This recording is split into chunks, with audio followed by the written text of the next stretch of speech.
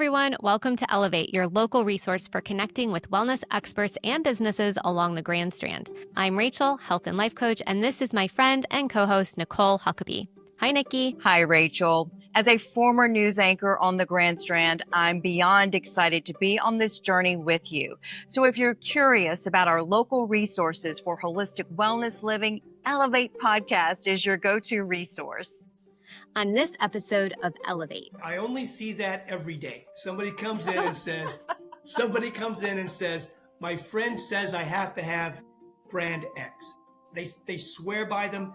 They're perfect. And then you look at the person's foot shape and it is absolutely not right. Today's guest is Paul Rogers, the owner of Fleet Feet Myrtle Beach.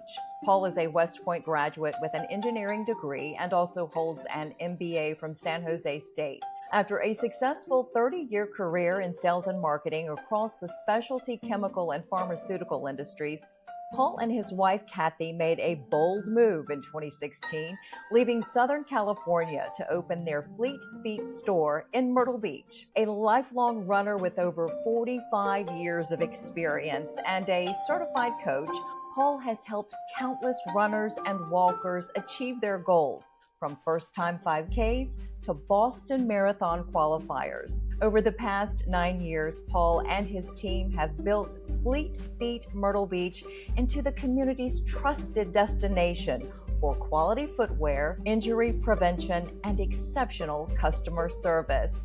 Please welcome to the show, Paul Rogers. Welcome, Paul, to Elevate. We are so incredibly excited to have you on with us. Thank you for inviting me. You and I had a great conversation earlier, and I look forward to continuing that. Well, you're of great service to our community. And I know that at Fleet Feet that you guys are in service to the road warriors and also our healthcare heroes, the ones that are on their feet for, we say 10 to 12 hours, but there's no such thing. Right. It's 14 hours, 16-hour shifts. There you go. Yeah. I'm curious, what is the biggest misunderstanding or misconception about proper shoe wear that we have as a community that you're able to help clarify and help those that come into your store to resolve, from those that are the road warriors and the runners and the marathon runners to those that love to walk the beach or they stand for hours on end? So I think probably where it all starts is people have the impression that their feet never change. Once I've stopped growing and I'm a women's size 7.5, 15 years later after 2 kids and walking on the beach, my feet haven't changed a bit and I'm still a 7.5. So literally half of the people that come into our stores, and it could even be more, but literally half at least are in the wrong size shoe. And that's where it all starts. Half of the people that come in your store are wearing the wrong size shoe. Is that correct? Yeah, absolutely. Well, because nobody measures feet anymore, right? We're one of the very few people around here. You ask someone, when was the last time you had your feet measured? I don't remember. And so, I don't either. But there you go. And perfect example. We had a young lady come in. We put her on our scanner. We measured her 7.5. Became pregnant. She came back in when she was about 6 months pregnant, and she was a 9. And then after she had her baby, she came back. Yes, and she came back, and she was back to an 8.5. But that's our feet are all tendons and ligaments, basically, right?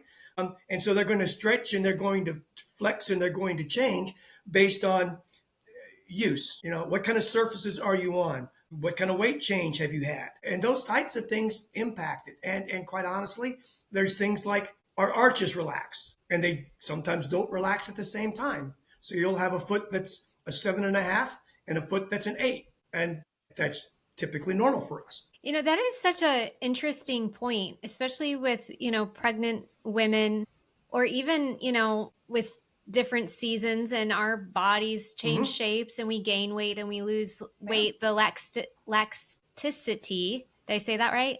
Yep. In our ligaments, and how it causes our arches to collapse or fall. And it gives us that extra few inches that we need in shoe space.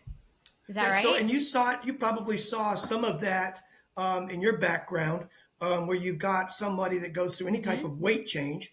All of a sudden, places that they were previously putting pressure, all of a sudden they've lost 20 pounds, 30 pounds, and that pressure changes. And the feet are just like the knees, right? Except they're taking all of the pressure. Mm-hmm. So Talk starting about the there, importance of proper footwear. I'm sorry, go ahead. no, that's well, that's kind of that next step. Even it can be the best shoe in the world, but if it's not the right size, it's not going to be comfortable. So once we've done that, then it's like, what are you going to use the shoe for? Somebody that is training for a 5K or a half marathon is going to have different demands and different needs than a nurse that's on a concrete floor that's topped with tile and she's there 12, 14 hours a day, 4 days a week. So that's kind of the thing is there's lots of wonderful footwear, lots of great brands and models. It's just which one is the best one for what you're doing. Similar to that also is which one is going to be best matched to your feet because they all fit a little bit different. The other thing too, Paul, that is commonality among all of our local wellness experts is the quality and taking the time to invest in quality of the product or in the particular service. Sure. And so when we look at proper shoe fitting, in the long run, the investment that you make up front for a proper shoe, I can't imagine the benefits that it's providing the person or preventing the plantar fasciitis or the Achilles tendonitis or goes right up the IT band, right? Do you see Right. that Yep. happen often? Absolutely. So the question becomes, boy, your shoes are really expensive. So what's your copay at your doctor, right? You're spending 12 hours on your feet in a bad shoe. And quite honestly, a lot of it is people just don't know. They see the swoosh from Nike or they see the ASICS logo on a shoe in Shoe Carnival and they think it's a good shoe, right? Nike makes good shoes, so this must be a good shoe. When in fact, that shoe's got a very specific purpose. It's called casual wear. And that's why it costs $50. So making sure it's the right one, but even a great shoe for somebody just doing short runs or 2 or 3 mile walks may not be a great shoe for that nurse or that person that's working at Costco behind the optometry on concrete floor. It's still great shoes. It's just not the right shoe for what you're using it for. Another great example, a lot of high intensity workouts, HIIT workouts. Orange Theory is a great example. There are shoes that are tremendous for somebody that's training for a half marathon. But when somebody tries to take that same shoe to the gym, there's just so much stuff, as I like to say, under your foot. It makes doing the other workouts a bit more challenging. So if you're going to do that type of workout, let's find one that's more appropriate from a use perspective than a Hoka Bondi. Mm-hmm. Yeah, I definitely have personally had different shoes for different activities that Yep. I'm involved in because you can tell the difference. I wouldn't wear my hiking shoe to run in. That would just be a disaster. So it is true that you need to buy the proper footwear for the proper activity because it is all about your health and well-being in doing those activities that you're doing in the first place. Right. So you want to have the proper footwear to match that. So it makes perfect sense. Yep. But I do think that people oftentimes get caught up in, I just need one shoe and it'll work for everything. So not true, correct? That is correct. Again, I'm not making light of the cost of a great pair of running or walking shoes. I mean, they're running $150 to $175. So I'm not making light of that. But if you can afford it, and you are doing multiple activities, multiple shoes is advisable. Another side thing is even if you're strictly running or walking, a slightly different shoe for the same activity can be beneficial. It keeps the feet. For instance, if you're in the same shoe, your Achilles gets used to that shoe, right? And the Achilles can stiffen up a little bit. And then if you make a change, now the Achilles is going, hey, what's going on? Number two, it's hot here. I mean, we had a group that went out from the store Saturday and nobody came back dry, right? And if you're out there every day trying to walk or do something, you got to give that shoe a chance to dry out or you start degrading the fabric and degrading the midsole material. And that's an interesting thought too, just taking care of the shoe after a run. I wouldn't have thought of that, letting it, I think of air out the shoe. I have a little boy, little boys in Yeah. their feet, Well, but for the yeah. integrity of the actual shoe itself.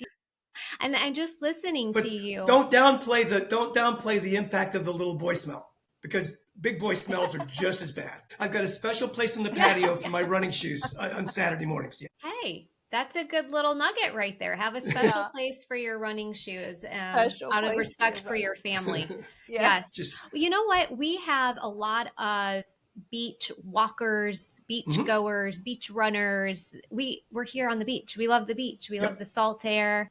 It's just a wonderful place to be. What would you like to share with them in particular? Because again, whether you're walking or you're running, it's uneven ground, right? Do you have any tips for that? Well, I try to recommend, if you're going to go at low tide, because trying to run on loose sand is a recipe for injury. Because you're all over the place, your foot strikes all over the place, the pressure on your knees and your hips is all over the place. So if you're going to run or do serious walking, wait for low tide so you've got a smoother, more packed surface. With very few exceptions, wear shoes. It's yes, sand is softer than blacktop, but it's still a pretty dense, and you need some protection. The caveat to that is, at times, to help strengthen feet, I do like some of my athletes to do some level of running barefoot, but that's more of I'm going to strengthen the Achilles, I'm going to strengthen the arch, I'm going to strengthen your feet. But that is, 15, 20 minutes barefoot, then, but if I prefer grass over sand, but you can do it on sand if you wish. Yeah, people think that, well, it's sand, so it's nice and I've soft. actually Well, often wondered that about the sand. yeah, the biggest issue is just the unevenness. You don't want to twist an ankle. You don't want to twist a knee. Because some of us aren't as young as we once were, and we don't recover from things quite so quickly. But still, that's what I would primarily recommend, is just find it so at least it's nice smooth surface. Paul, I'm curious about the process and the experience that an individual will have when they first walk into your store. What is that like? So Take us through that. with a vast number of our new customers, the first thing is they're scared to death. They walk in, they see all these shoes, they see all this stuff, they have no idea what it is. The only reason they're there is their physical therapist or their friend, their wife or husband got tired of hearing them talk about their feet hurting. So go to Fleet Feet. So the first thing we've got to do is make them comfortable. So when somebody walks in, we will never ask the question, how much are you running? Unless somebody self-identifies. Our question to them is, what are you going to use the shoes for? And if it's 9 times out of 10, I just walk. Okay, fine. So you first things first, get them comfortable. Have a conversation with them. Ask them about what's going on. Do you have any injuries? We're going to take a look at your feet, and we're going to ask you about anything that's hurting. Following that, we've got some pretty cool technology. And we've got a 3-dimensional scanner, and we're going to put them on that. It's going to give us all the dimensions of their foot. What's the length? What's the width? What's your arch height? What's your instep height? How much room are you taking up in the shoe? Then we're going to take a look at where your pressure points are. We've got a dynamic scanner we're going to ask you to walk across. Once we've done that, staff is well trained enough that they're going to take a look at, this is what your foot looks like, and we're going to explain this to you. We're going to show you on the digital scanner, this is what your foot looks like. These are areas we're going to pay attention to when we're picking shoes, and we'll go over those with them. Then we'll go back, based on our experience, pull 2 or 3 different shoes that are going to all do the job. And as we tell the we know which shoes will work for what you've told us. We don't know which one you're going to like the feel of. So then we'll go through the process of putting the shoes on their feet. At the time, we're also going to talk to them about, believe it or not, something as simple as socks. We tell people cotton socks, which used to be, that's what we all wore, right? It's, good clean pair of cotton socks. Especially around here, cotton's not your friend. Cotton's going to retain moisture, create hot spots. So we talk to them about a good technical sock. If we noticed any instability, or if they talk about having arch pain, we may talk to them about an insert. But our job through this is not to quote unquote sell somebody something. It's find a solution for what it was you came in to talk to us about. A lot of times it's literally as simple as putting them in the correct size. Once we've done that, then it's a matter of us walking them through each one of the shoes. Why did we pick this particular shoe for you? I think you do some Orange Theory and you walk 3 miles 4 times a week. Okay, so which of these things are going to work for you? Because that's going to be completely different than a 68-year-old person who just had a hip replacement.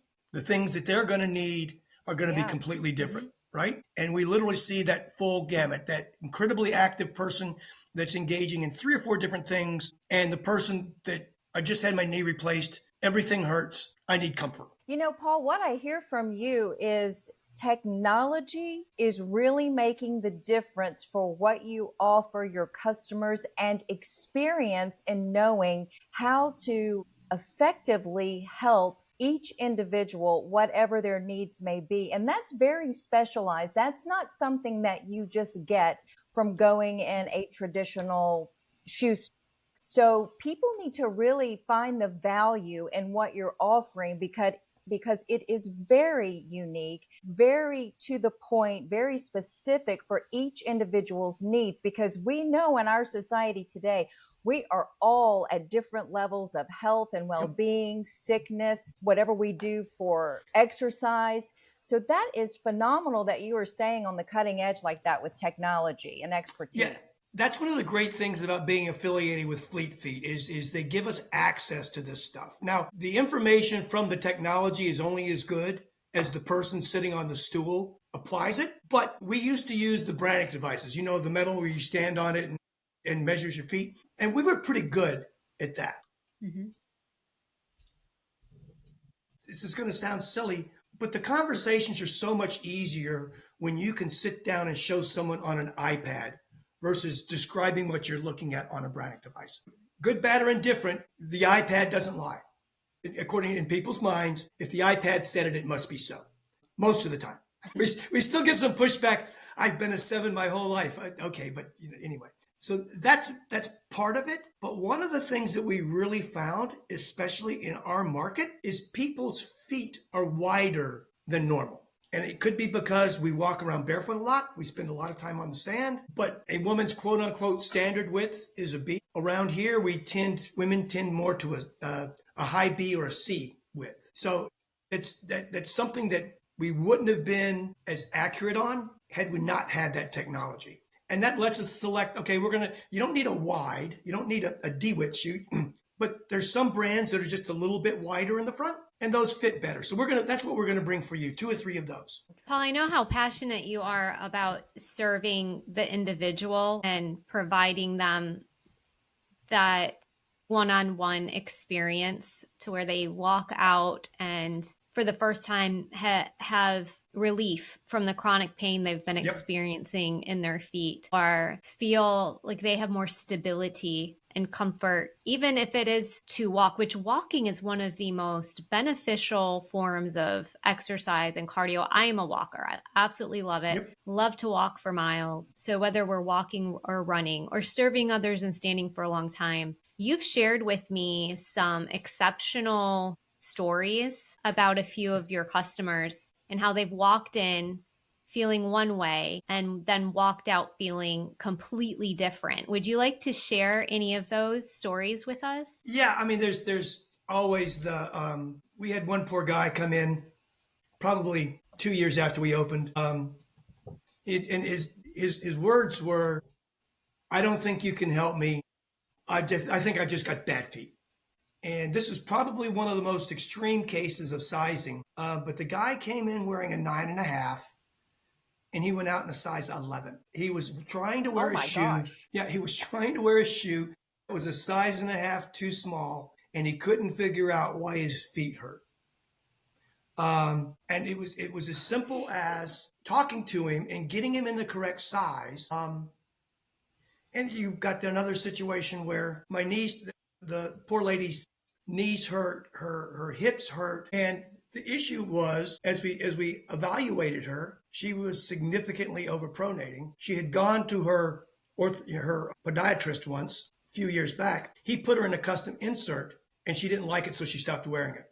but still couldn't figure out why everything was still hurting. So we just put her in a more accommodating solution, increased the cushioning, and it was, she walked out of there crying because all of a sudden everything lined up and she didn't hurt. Those stories occur constantly. We see those just about every day, but those are just some extreme situations. I can't imagine how it must feel to go in hurting and leave feeling so relieved and so much better about your life and the difference that that's made in your life. That has to make you feel good, Paul, about what you're doing. It's the reason we do it, right? And Nikki, I tell you, you can watch the change as you're going through the process, right? The person comes in, they don't feel good, their feet hurt, they don't even want to be there. Somebody made them come there. And you just take them through that process and talk them through it. And you can literally watch them change through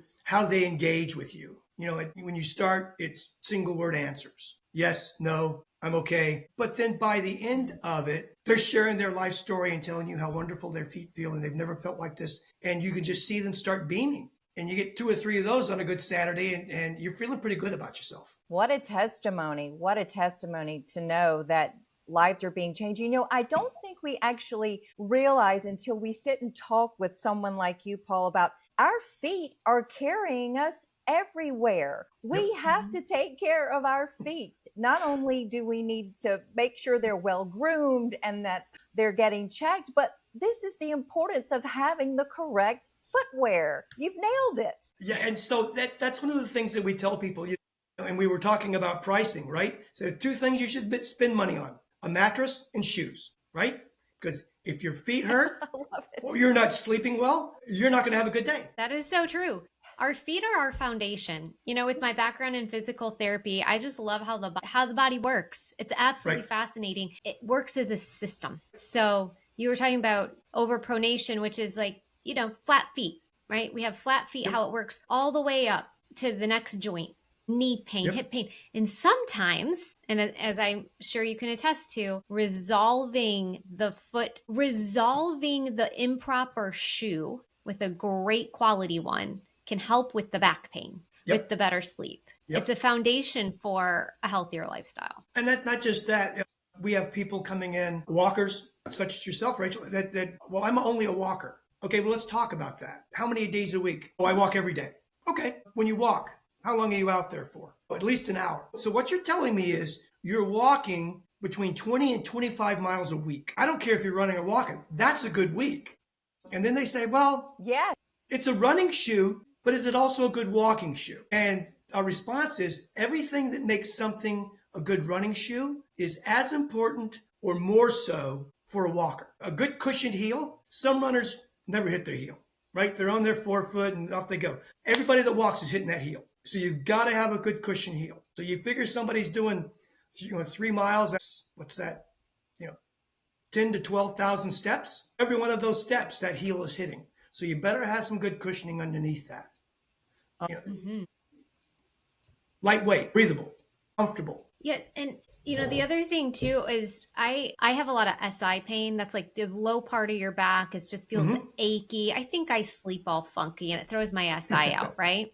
And so my chiropractor had recommended a certain shoe brand, and I went and I, got the shoes, put some inserts in them, and it made a noticeable difference. Right. But after learning more from you, I'm very curious if I'm in the best shoe. And what happened, Paul, is I told my husband, I said, you have to get these same shoes. They're amazing. Because they help me, they're going to help you, because he has back pain too and feet issues, right? He's been down that whole road. And it makes me wonder, maybe not only am I not in the best quality for myself, although it's a great shoe, but just because it worked for me, it might not work for my husband. He should be fitted for maybe a different brand as well.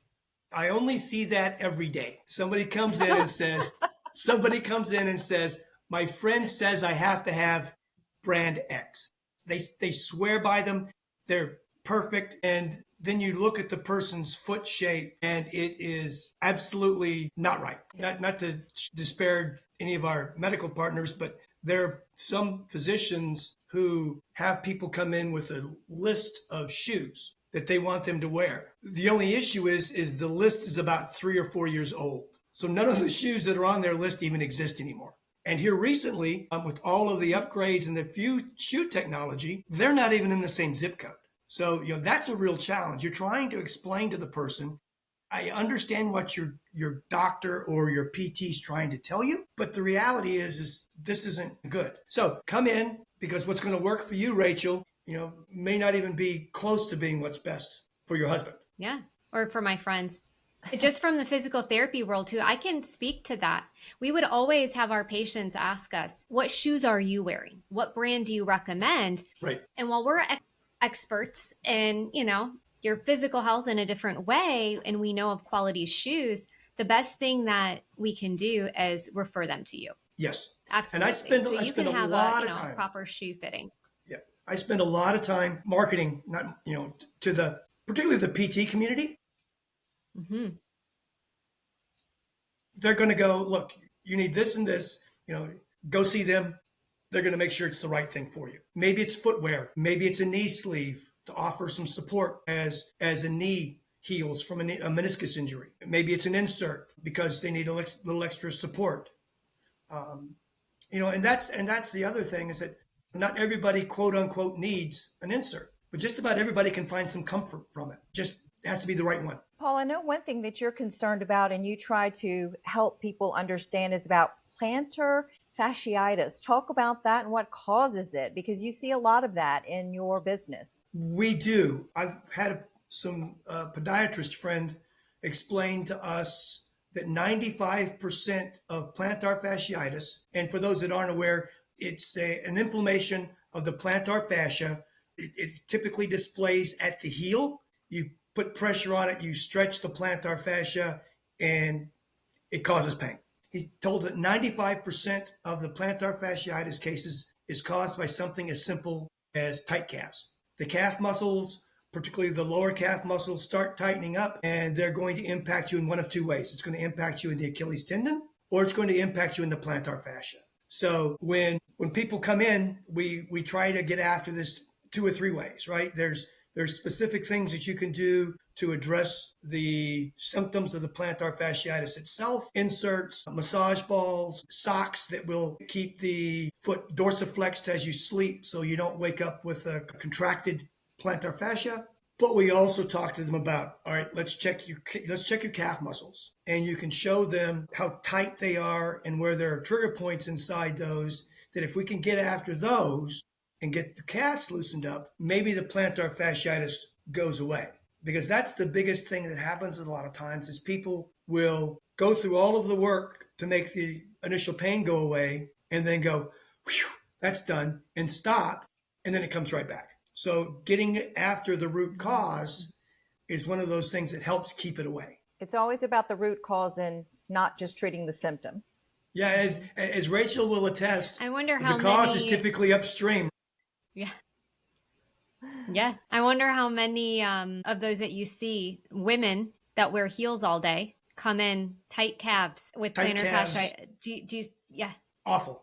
Nikki, I'm immediately bunions. thinking of you and all of the hours and days you spent standing in heels. And it really does change the shape of your feet. And I don't wear heels, that much anymore. And I can tell a difference. Yep. That's some of the poor ladies struggle with this daily. And it's again, the easy answer is, well, stop wearing heels. It's just not a thing. You just can't tell somebody that, right? But the fact is that, yes, tight calves, bunions on your feet, Achilles issues, all of those things can be attributed to it. The answer to that is you just need to be more aware that there's going to be an issue. You need to stay active and ensure that you're including a stretching routine as part of your normal exercise routine. Even if it's something as simple as hanging your heels off of a stair or a curb, just to kind of really stretch out that lower calf. Simple things that don't require a full gym, but you just need to be more cognizant of it. Paul, I was thinking, as the years have gone by,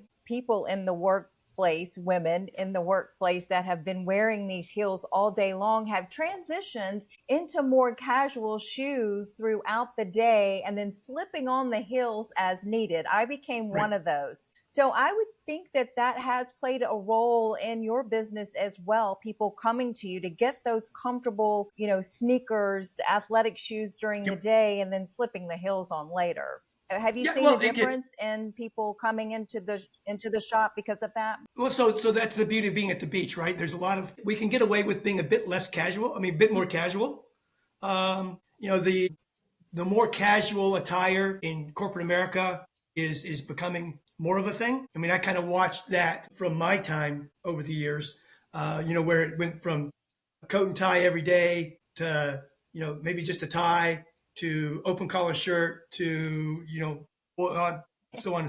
But Polo. a lot of the places around here, um, the more casual attire at work enables people to come in and get a comfortable Brooks or Hoka or New Balance shoe that they can wear throughout the day. Again, they don't want lime green, but and that's the beauty of it is their manufacturers are coming up with more subdued colors, which make it more palatable for folks to wear throughout the day. Yeah. Well, and I'll be honest with you too, Paul. In recent, history for me, I have neuropathy in my feet. Mm-hmm. And so I was so sad to have to give up my heels. And the first thing that I did was look for a cute tennis shoe to try to dress up my Right. skirts still. Right.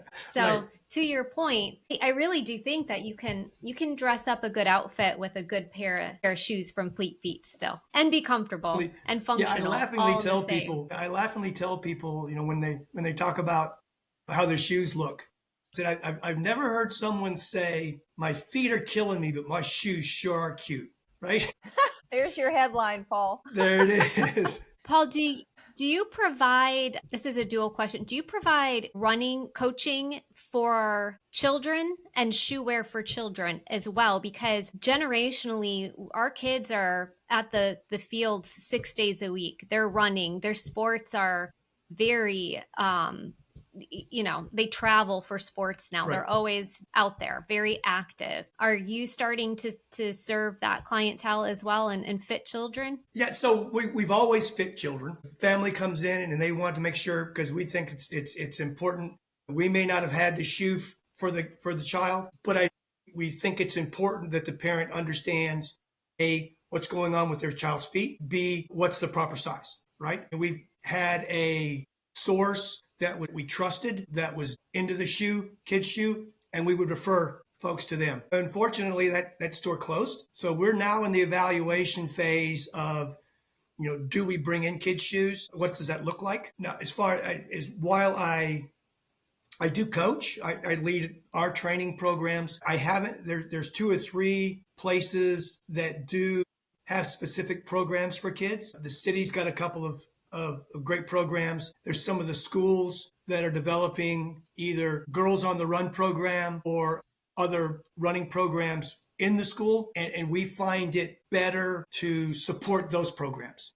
And we'll offer the program participants discounts. We'll take care of the coaches. We'll make sure that the kids get properly fit. There are some of the older kids. There's financial diversity in Myrtle Beach is astounding for the area. I've had someone tell me that at Myrtle Beach High School, there are kids that have never been on an airplane, and there's kids whose family own an airplane. I mean, the diversity of that student population is that great. And we recognize that there are kids that want to take part in athletics, particularly the running events, cross country, but they can't afford proper footwear. And we have set up a network inside the coaching community where they are confident that they can reach out to me and send a kid. And if the school has funding, we'll work on a cost basis. But there have been times where the coach just said, look, this is a really good kid. I don't have any funds. Do you have something secondhand that you can give them? And of course, the kid's going to walk out in a brand new pair of shoes. We don't publicize it broadly for a couple of reasons. A, we want to make sure it's truly need and that the coach is coming to us and going, this kid really needs it. And two, we don't want the child themselves to feel bad. They don't want to be embarrassed. They had to give me free shoes because I don't have any money. A young person in that situation is very fragile. Heck, we got kids that don't know what supper's going to look like. So the last thing you want to do in a ham-handed attempt to help the child is embarrass them, and maybe embarrass them to the point that they just don't want to take part. So, it's kind of a long-winded answer to your question, but kids are our next generation of customers. So we got to teach them right. Yes. Well, and I think it just goes to show that you are such an incredible resource for the community, whether they're prepared to walk in and make a long-term investment in quality, proper shoes for whatever fitness level they are or for whatever use it is for. You're there for them, but you're also a resource for a network for the community. For children to get proper shoe fitting. And I think it's just wonderful how you are in service to our community in that way. And I'm glad that you shared that with us. Yes, it's good to see people who care about others and are giving back. It certainly makes a difference in our communities. So thank you for what you're doing, Paul. Well, it's kind of in our DNA. Right. I mean, we've always been about, since we opened our doors, is helping people move. And we literally call ourselves a moving store. We don't call ourselves a running store. We don't care how you move, ride a bike, walk, roller skate. I don't care. Right. Just because, unfortunately, I've seen what happens when people stop moving. It can be very challenging, both for them and their family. I mean, I experienced it firsthand with my mother. And if I can help one person avoid that, job well done. Well, this has been wonderful to hear what takes place at Fleet Feet, how you are helping others, how you are encouraging others to get up and get moving, and you're willing to help them in their journey. Gosh, I'm just so glad you could be with us today, Paul. Well, I really appreciate the invitation. You could probably tell that I don't get real passionate about this stuff at all, right? I just, it's... But yeah, I mean, anytime I've got a chance to kind of share what we do, and more importantly, how we can help people, that's an opportunity you got to take. Well, before we wrap up, Rachel has one more burning question for you. It's my favorite. Paul, please share with our community of listeners in your world of expertise and service to our feet and helping a community just move more, be on the move. What is the one simple thing that we can start doing and implementing into our week starting today to elevate our health and wellness journey? Get up and move. It's that simple. I mean, people think that when they start it, that it's some dramatic shift and change. I tell people, if you're just starting, go for a 5-minute walk. Just move, because it's 5 minutes more than you moved yesterday. And then you go for another minute, and then you add another minute. At some point, you may want to go, hey, I think I might want to put a little running in there. Okay. But it all starts with that first time that you stand up and you walk out the door. That's good. Just get up and move and walk out that door. I love that, Paul. Great advice. That's the one thing that we know we can do today. And I love that. It's inspiring. Thank you, Paul, so much for being here with us today. Paul, thank you. I appreciate the invitation. We're going to get moving. Let's go. Yeah. Wednesday nights and Saturday mornings at the store. Come on. Fantastic. Perfect. Wait, don't go anywhere. If you are enjoying the Elevate podcast, could you do us 3 favors? Leave us a review, join our newsletter, follow us on social, and wait, it's 4 things, and share the podcast with friends and family. Absolutely, Rachel. Your reviews help us grow, reach more people, and contribute to our mission of connecting local wellness businesses with individuals seeking their support and services. Please take a moment to leave us a review. To get the most out of your listening experience today, we invite you to join our newsletter. We offer wellness-based resources, recaps, show notes, and links. It's like a culinary garden of wellness resources. Until next time, have a healthy and blessed day. We hope you enjoyed today's episode. The information provided in the Elevate podcast and associated materials is for general informational purposes only and is not intended as medical advice. No content should be considered a substitute for professional medical advice, diagnosis, or treatment.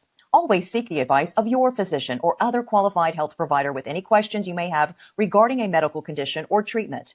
Reliance on any information provided by Elevate, its host, guest, or contributors is solely at your own risk. We encourage you to consult with a healthcare professional before making any significant changes to your diet, exercise, or wellness routine.